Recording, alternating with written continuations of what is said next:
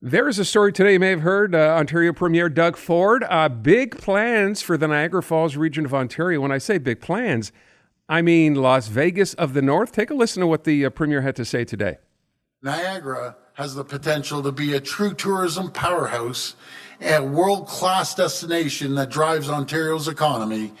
With tariffs and economic uncertainty taking direct aim at our economy, targeting Ontario workers and businesses is more important than ever that we support new opportunities for workers and attract new jobs and investments.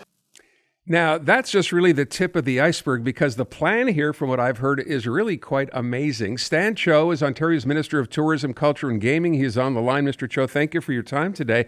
As I said, this is just the tip of the iceberg. Can you give our listeners an idea of what exactly the Premier has in mind for the Niagara Falls region? You are absolutely right, Aaron. This is a big, bold plan that's meant to protect and grow tourism in not just the Niagara region, but in our country amidst some tensions, of course. The plan is to double the visitation to the Niagara region. Of course, we have Niagara Falls, but you have so much more. If just 30 minutes drive outside, you have the rich history of Niagara on the Lake. Think War of 1812, the beginnings of our country, as well as the Shaw Festival. You have some of the richest soils on earth in the Niagara Escarpment, producing some of the best wines and foods. Right around the corner, you have the only two-star Michelin restaurant in the entire country. In fact, it's the third best restaurant in all of North America. And Pearl Morris said you have clear water beaches of Crystal, Nickel Beach, and you have deep water ports like Port Colborne, where international cruise ships are currently docking. Now, the idea is to make sure that we get some private capital, come invest into the region, bring world-class attractions, a theme park, a giant Ferris wheel, a marina, and make sure that we open it up so that more visitation can come. This includes, of course, an international airport. The vision is big. We're really excited, and we expect it to work because Niagara, people don't know about Montreal and Toronto all around the world. Well, they know about Niagara Falls, and we're sure going to put it on the map in a bigger way. So a couple of things here, because when I first heard the clip from the Premier, this idea of making it the Las Vegas of the North, is this an idea of making it Sin City of Canada? I mean, would you do the same thing, follow the same blueprint as Las Vegas?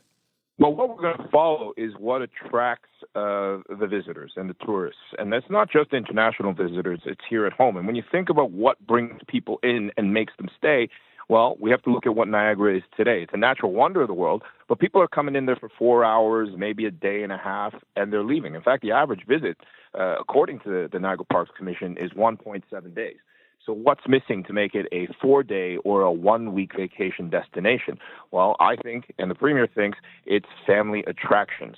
Those theme parks, a convention business, right? When you think you go away for business in Las Vegas, for example, many people book a couple of days on either end to have their families join them, take advantage of the fact they're there. But you need stuff to do, and you don't need just gaming. You need those theme parks. You need golf. You need wineries. You need theater. You need marinas, all sorts of things for people of all backgrounds, socioeconomic backgrounds to participate in. And that's the idea. We're attracting private capital in a big way to build these things.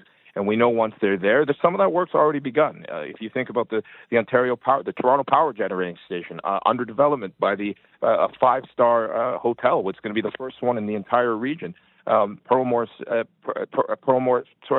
already there, but by Pearl Hospitality Group being developed. We're also going out for procurement on the Ontario Power Generating Set, another site that is located right at the falls, as well as an RFP for a world-class marina. So there's lots going on. We're super excited about it, but we expect to be able to double the visitation to the region. Are we talking about, I know the Marineland site is shut down for the time being, and that's a very, very big site. Are we talking about putting someone in, like Disney coming to Canada? Is that part of the plan here? Hey, if Disney wants to come, our message to the company is let's see your proposal. Whether it's Disney, whether it's Legoland, we're thinking big and bold.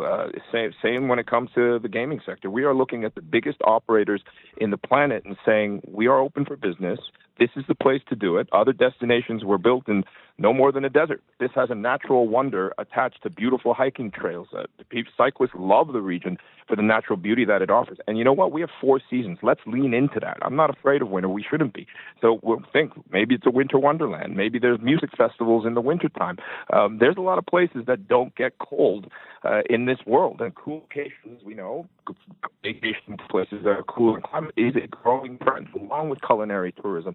Niagara has it all, and we're confident that the numbers are going to go through the roof. I guess my next question is, how far along are we in this project? I mean, when you're talking about private investment, have there been discussions with companies? Has there been an inclination from them to say, yeah, we'd like to go ahead and do this? Where are we on that?